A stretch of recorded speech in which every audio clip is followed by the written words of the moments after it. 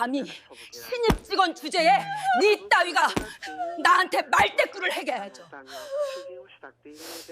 백화점 한복판에서 명품백이 24살 신입 직원의 뺨을 갈겼습니다. 재벌회장 3호라는 여자가 한 짓이었죠. 직원은 피가 나는 볼을 부여잡고 쓰러졌고 주변 사람들은 아무도 나서지 못했거든요. 그런데 그 여자는 몰랐습니다. 바로 세 발자국 뒤에서 그 장면을 전부 지켜보고 있던 캐주얼 차림의 젊은 여성이 자신의 인생을 송두리째 무너뜨릴 사람이라는 걸요. 지금부터 이 사연 시작합니다. 사연 시작 전에 구독 버튼을 눌러주시고 어디서 듣고 계신지 댓글에 남겨주시면 행운 가득한 기운을 전달해 드립니다. 토요일 오후 서울 한복판 KJ백화점 명품관은 사람들로 붐비고 있었습니다. 3개월 차 신입 직원 서연은 오늘도 환한 미소로 매장을 정리하고 있었죠.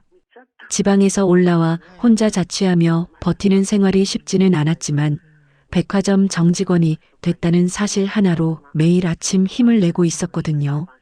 그때 매장 입구로 한 중년 여성이 들어섰습니다. 머리부터 발끝까지 명품으로 치장한 차림의 선글라스를 이마 위로 올린 채 매장을 훑어보는 눈빛이 예사롭지 않았죠. 서연이 다가가 인사를 건넸습니다. 어서 오세요, 고객님. 찾으시는 제품 있으시면 편하게 말씀해 주세요. 여자는 서연을 위아래로 훑어보더니 대답도 없이 진열대 쪽으로 걸어갔습니다. 서연은 익숙한 듯 미소를 유지하며 뒤를 따랐죠. 저기, 저 가방이랑 그 옆에 있는 거 2개 다 꺼내봐. 서연이 조심스럽게 진열장을 열고 명품백 2개를 꺼내 테이블 위에 올려놓았습니다. 여자는 가방을 이리저리 뒤집더니 갑자기 미간을 찌푸렸어요. 이거 새 거 맞아. 여기 스크래치 있잖아. 눈이 없어.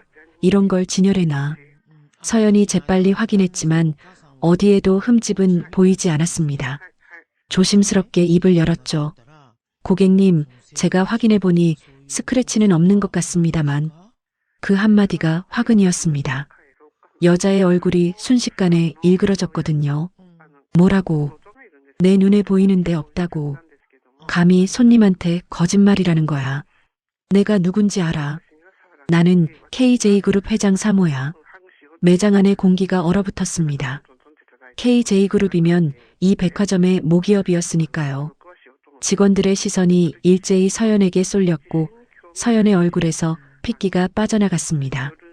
하지만 여자의 분노는 거기서 멈추지 않았어요. 테이블 위에 놓인 명품백을 집어들더니 서연의 뺨을 향해 힘껏 내리쳤습니다. 이런 걸로 맞아봐야 정신을 차리지. 둔탁한 소리와 함께 서연이 비틀거리며 쓰러졌습니다.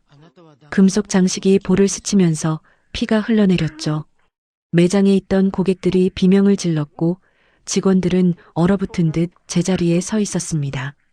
그때 명품관 팀장 강태수가 허겁지겁 달려왔습니다.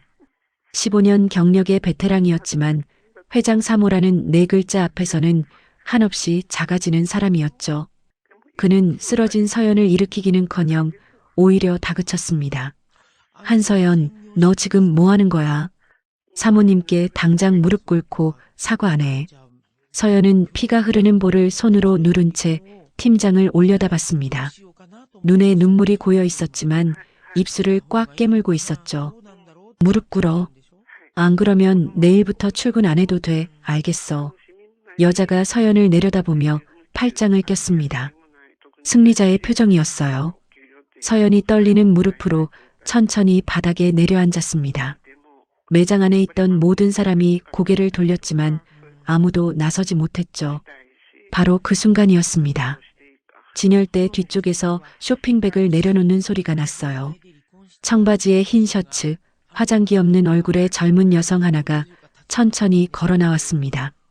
그녀는 바닥에 무릎 꿇은 서연과 피가 묻은 명품백을 번갈아 보더니 나지막하게 말했죠. 재미있네요. 여기서 이런 일이 벌어지고 있었군요. 여자가 고개를 돌려 젊은 여성을 봤습니다. 위아래를 훑어보더니 코웃음을 쳤어요. 청바지에 셔츠라니 상대할 가치도 없다는 표정이었죠. 그런데 그 젊은 여성의 눈빛만은 웃고 있지 않았습니다. 차갑게 가라앉은 그 눈동자 속에 무언가가 소용돌이치고 있었거든요. 젊은 여성이 걸어 나오자 최영숙은 눈을 가늘게 뜨며 상대를 살폈습니다. 화장기 하나 없는 얼굴에 청바지와 흰 셔츠라니 자기와는 격이 다른 사람이라고 단번에 판단했죠. 뭐야, 넌 또 여기 구경 온 거야. 상관없는 사람은 꺼져. 젊은 여성은 대꾸하지 않았습니다. 대신 바닥에 무릎 꿇은 서연에게 다가가 조용히 손을 내밀었어요. 서연이 고개를 들어 올려다보자 젊은 여성이 나직하게 말했죠. 일어나세요. 무릎 꿇을 이유가 없잖아요. 서연은 망설였습니다. 팀장의 눈치가 보였거든요. 하지만 젊은 여성의 손은 흔들림 없이 그대로였고 결국 서연은 그 손을 잡고 천천히 일어섰습니다.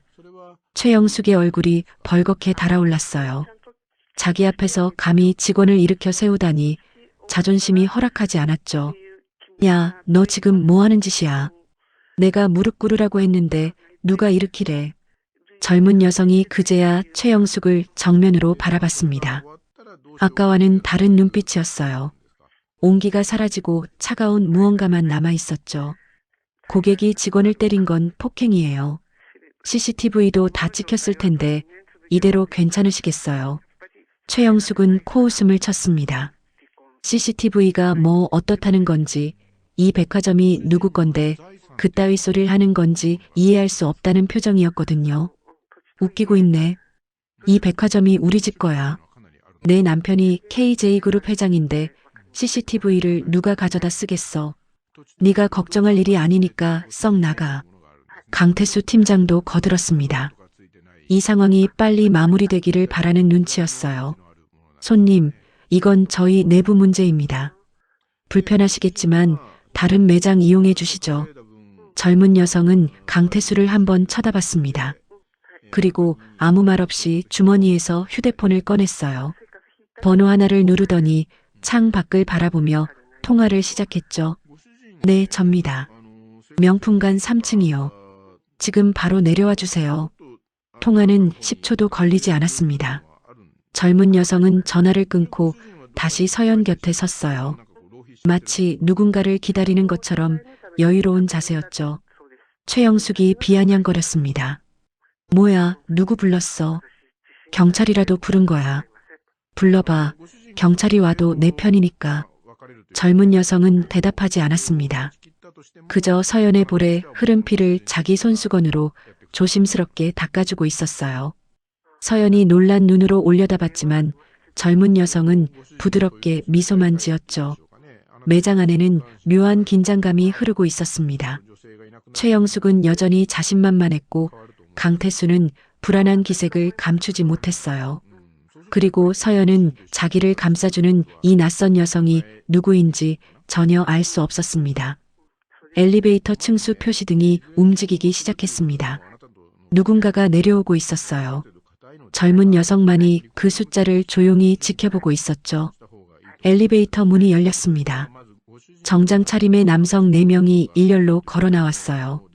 하나같이 체격이 좋고 표정이 단단한 사람들이었죠. 선두에 선 남성이 매장 안을 빠르게 훑더니 젊은 여성을 발견하고 빠른 걸음으로 다가왔습니다. 그리고 허리를 90도로 숙였어요. 매장 안의 모든 시선이 그 장면에 쏠렸습니다. 정장 남성들이 나머지 셋도 동시에 고개를 숙였거든요.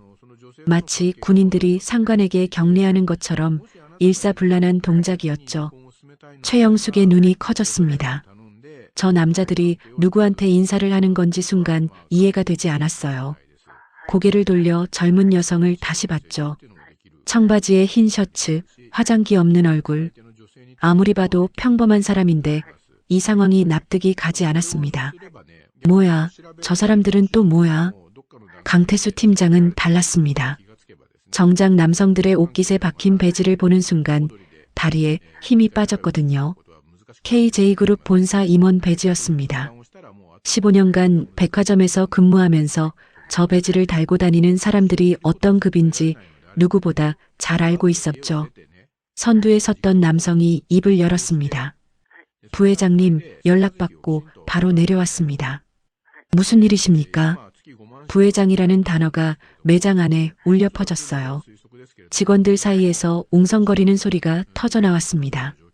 강태수의 얼굴이 종이장처럼 하얘졌죠. 그는 떨리는 눈으로 젊은 여성을 올려다봤습니다. 최영숙만 아직 상황 파악이 되지 않았어요. 부회장이라니 KJ그룹 부회장이면 자기 남편 바로 밑 직급 아닌가. 그런데 저 촌스러운 차림의 여자가 부회장이라고 말이 안 됐습니다. 부회장이라고. 무슨 부회장? 우리 그룹에 저런 애가 어디 있어. 사칭이야, 사칭. 젊은 여성이 고개를 돌려 최영숙을 바라봤습니다. 입꼬리가 살짝 올라갔지만 눈은 전혀 웃고 있지 않았어요. 사칭인지 아닌지는 금방 확인되실 거예요. 강태수가 더 이상 버티지 못하고 최영숙 곁으로 다가갔습니다. 목소리가 떨리고 있었죠.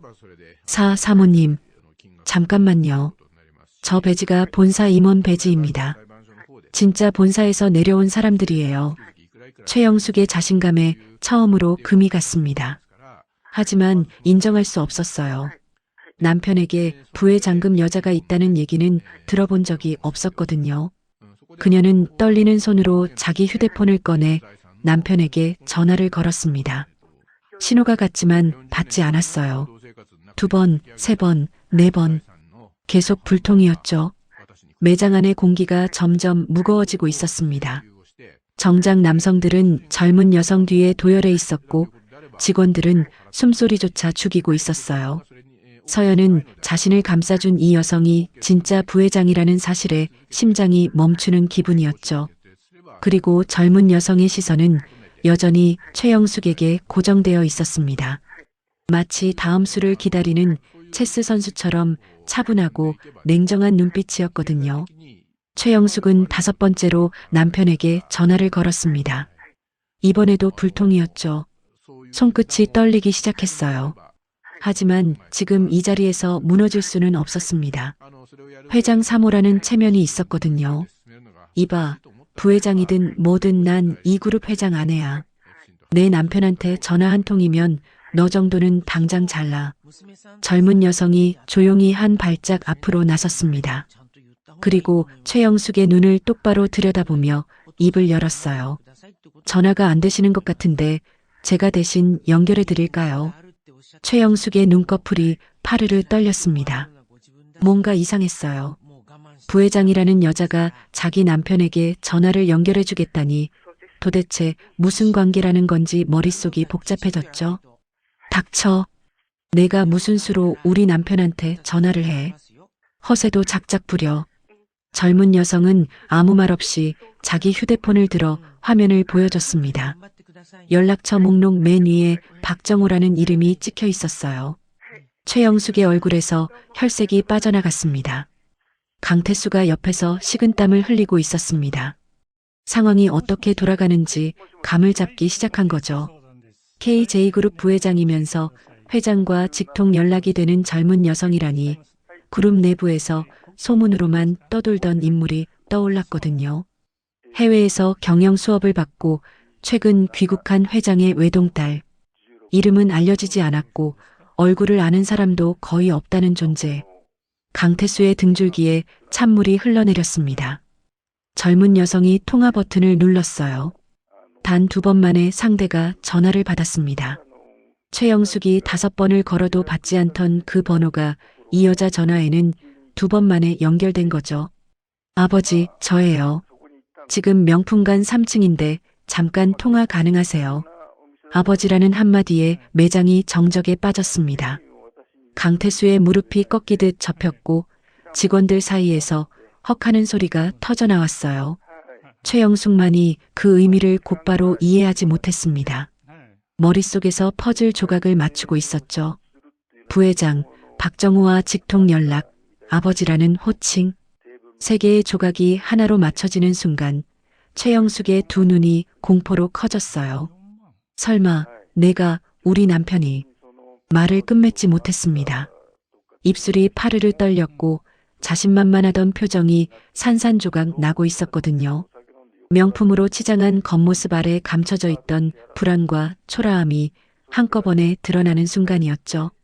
젊은 여성은 전화기를 귀에 댄 채 최영숙을 바라봤습니다.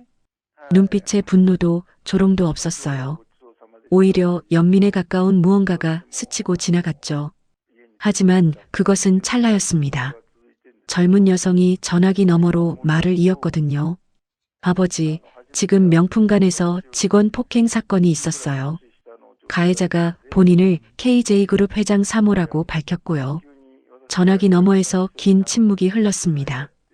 그리고 낮고 무거운 목소리가 새어나왔어요. 그 목소리를 들은 최영숙의 얼굴이 사색으로 변했습니다. 전화기 너머로 흘러나온 목소리는 단 한마디였습니다. 영숙이가 거기서 뭘 한 거냐? 최영숙은 그 목소리를 듣는 순간 온몸이 굳었어요. 30년을 함께 살아온 남편의 목소리였거든요. 차갑고 낮은 톤, 화가 극에 달했을 때만 나오는 그 특유의 말투를 최영숙은 너무나 잘 알고 있었습니다. 젊은 여성이 전화기를 스피커폰으로 전환했어요.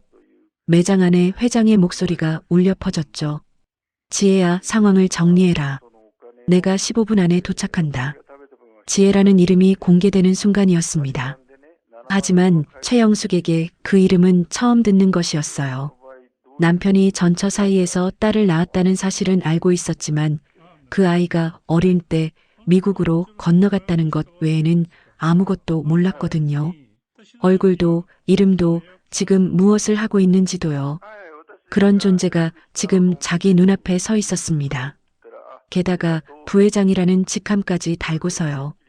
최영숙의 무릎에서 힘이 빠지기 시작했어요. 하지만 완전히 무너지기 전에 마지막 자존심이 발악했습니다. 이게 무슨 짓이야? 아무리 회장 딸이라도 시어머니 뻘인 나한테 이럴 수는 없어.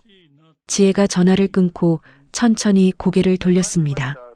그리고 테이블 위에 놓인 명품백, 서연의 뺨에 남은 상처, CCTV를 차례로 가리키며 담담하게 말했어요.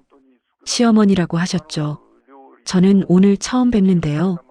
그리고 시어머니든 누구든 사람을 때리면 그건 폭행이에요. 최영숙의 입에서 더 이상 말이 나오지 않았습니다. 주변을 둘러봤지만 아무도 자기 편이 없었어요. 아까까지 비굴하게 굽실거리던 강태수마저 두 발짝 뒤로 물러나 고개를 숙이고 있었죠. 그때 지혜가 정작 남성들 중 한 명에게 지시했습니다. CCTV 영상 확보하고 법무팀에 연락해 주세요. 폭행건으로 고소장 준비하겠습니다.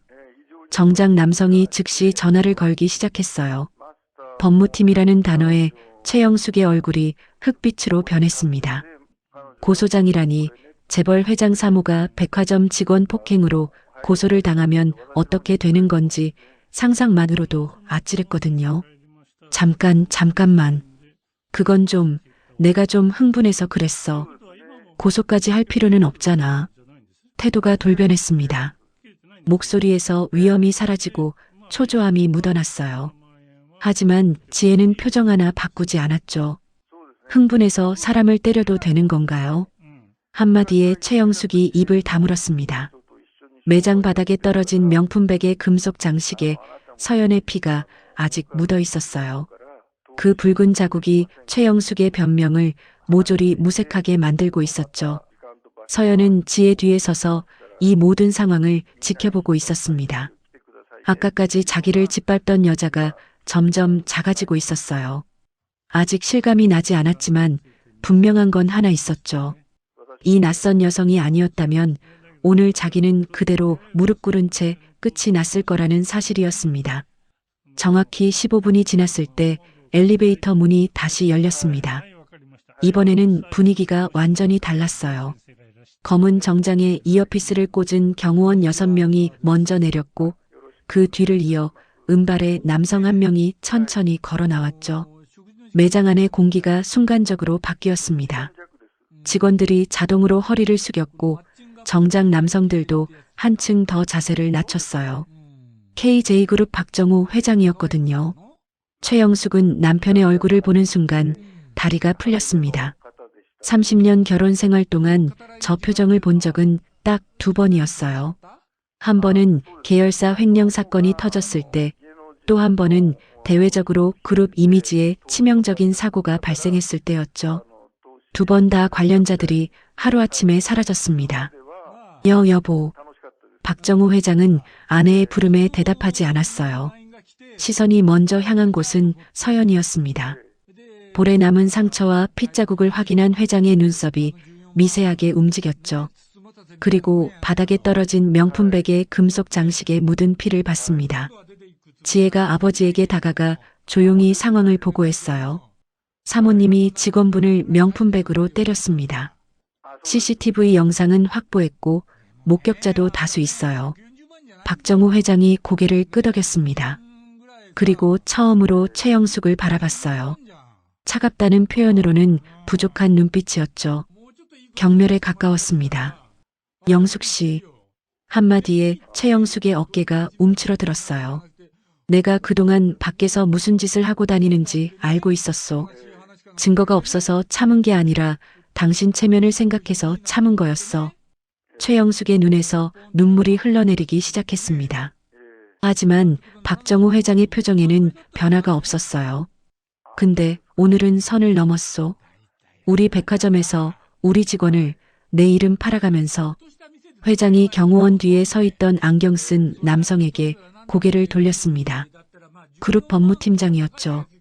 이혼 소송 서류 준비해. 그리고 오늘 건 폭행으로 정식 고소 진행하고. 법무팀장이 가방에서 서류 뭉치를 꺼냈어요. 미리 준비해 온 것처럼 능숙한 동작이었습니다. 최영숙은 그 서류를 보는 순간 깨달았죠. 이것은 오늘 갑자기 시작된 게 아니라는 걸요. 여보, 잠깐만. 제발 잠깐만요. 내가 잘못했어. 내가 실수한 거야. 한 번만 봐줘요. 최영숙이 남편에게 매달리려 했지만 경호원이 가로막았습니다. 30년 결혼 생활에서 남편의 경호원에게 제지당하는 건 처음이었어요.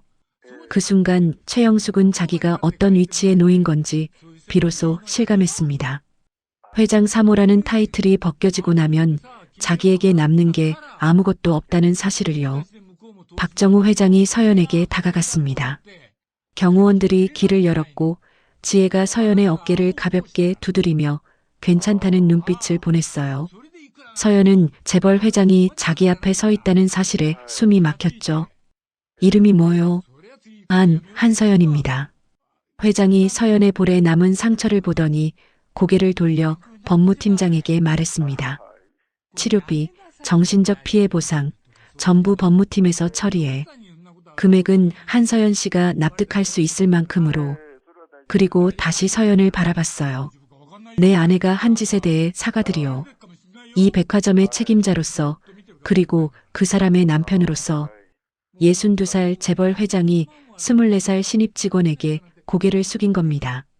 매장 안에 있던 모든 사람이 숨을 멈췄어요. 서연의 눈에서 참고 있던 눈물이 한꺼번에 쏟아졌죠. 그때 최영숙이 경호원을 밀치고 앞으로 나왔습니다. 무릎이 바닥에 닿는 둔탁한 소리가 매장에 울렸어요. 아까 서연에게 무릎 꿇으라고 소리치던 그 입으로 이번에는 자기가 바닥에 엎드린 겁니다. 여보, 제발. 이혼만은 안 돼. 내가 무릎 꿇을게. 뭐든 할게. 제발 한 번만. 박정우 회장은 아내를 내려다보지도 않았습니다. 대신 법무팀장에게 고개를 끄덕였고 법무팀장이 서류를 최영숙 앞에 내려놓았어요. 지혜가 한 발짝 앞으로 나섰습니다. 바닥에 엎드린 최영숙을 바라보며 차분하게 입을 열었죠. 제가 이 백화점에 온 건 매장 현장 점검 때문이었어요. 직원들이 어떤 환경에서 일하는지 직접 보려고 왔죠. 그런데 와보니까 이런 일이 벌어지고 있었네요. 지혜의 시선이 강태수에게 향했습니다. 강태수는 이미 벽에 등을 대고 벌벌 떨고 있었어요. 강태수 팀장님, 직원이 폭행당하는 걸 보고 오히려 무릎 꿇으라고 강요하셨죠. 15년 경력이라면서 직원을 보호하는 게 아니라 가해자 편을 든 겁니까? 강태수가 허리를 접으며 매달렸습니다. 부회장님, 제가 잠깐 판단 착오를 했습니다. 한 번만 봐주십시오. 지혜는 대답 대신 정작 남성에게 지시했어요. 강태수 팀장 직위 해제하고 인사위원회에 회부하세요. 과거 민원 기록도 전수조사하고요. 강태수의 다리가 풀리며 바닥에 주저앉았습니다. 15년간 쌓아온 모든 것이 한순간에 무너지는 소리가 들리는 듯했죠. 매장 안에는 두 사람이 바닥에 엎드려 있었습니다. 한 명은 남편의 지위로 세상을 무시하던 여자, 또 한 명은 윗사람에게 아부하며 아랫사람을 짓밟던 남자. 둘 다 같은 바닥 위에 무릎을 꿇고 있었어요.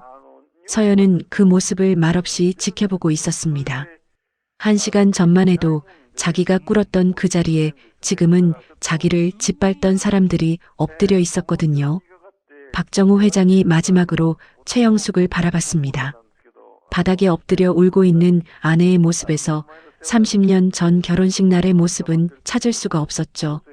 영숙 씨, 당신이 밖에서 내 이름 팔고 다닌 거 한두 번이 아니었소.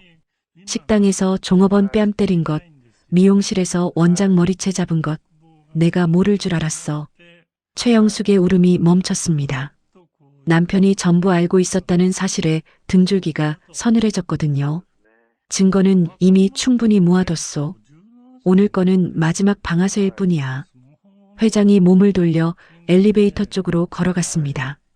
경호원들이 뒤를 따랐고 최영숙은 남편의 등을 향해 손을 뻗었지만 닿지 않았어요.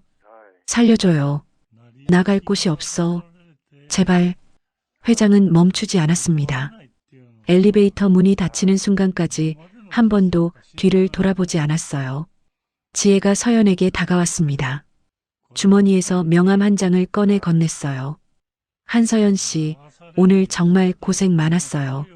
서연이 떨리는 손으로 명함을 받았습니다. KJ그룹 윤지혜 부회장이라고 적혀 있었죠. 서연은 명함을 쥔 채 고개를 들어 지혜를 바라봤어요. 왜 저를 도와주신 거예요? 지혜가 잠깐 생각하더니 조용히 대답했습니다. 당연한 걸 했을 뿐이에요. 사람이 사람을 때리는 걸 보고 지나치면 안 되잖아요. 서연의 눈물이 다시 흘러내렸습니다. 오늘 하루 동안 참고 또 참았던 모든 감정이 한꺼번에 터져나온 거죠. 지혜가 서연의 어깨를 가볍게 토닥이며 말했어요. 내일 본사 인사팀에서 연락이 갈 거예요. 명품관보다 더 좋은 자리가 있거든요.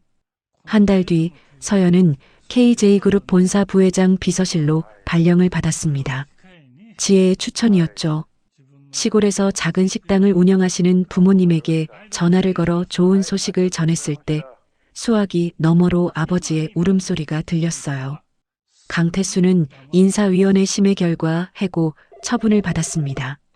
15년간 윗사람에게 아부하고 아랫사람을 괴롭혀온 민원 기록이 32건이나 쏟아져 나왔거든요. 백화점 어디에서도 그를 받아주는 곳은 없었죠. 그리고 최영숙. 이혼 소송은 일방적이었습니다. 혼인 기간 중 반복된 갑질과 폭행 기록이 증거로 제출됐고 재산 분할에서도 유책 배우자로 판정받아 위자료는커녕 아무것도 받지 못했어요. 30년간 남편의 이름으로 누리던 모든 것이 하루아침에 사라진 겁니다. 이혼 후 최영숙의 모습을 본 사람이 있었습니다. 경기도 외곽의 작은 원룸촌에서 혼자 걸어가는 뒷모습이었죠. 명품 대신 싸구려 패딩을 입고 고급 외제차 대신 버스 정류장에서 줄을 서고 있었어요. 사람의 가치는 가방이나 직함이 아니라 그 사람이 다른 사람을 어떻게 대하느냐에서 결정된다고 하죠. 남의 권력을 빌려 남을 짓밟는 사람에게 돌아오는 건 결국 자기 자신의 추락뿐이었습니다. 여러분의 소원이 이루어지길 바라며 행운 가득한 하루 되시길 바랍니다.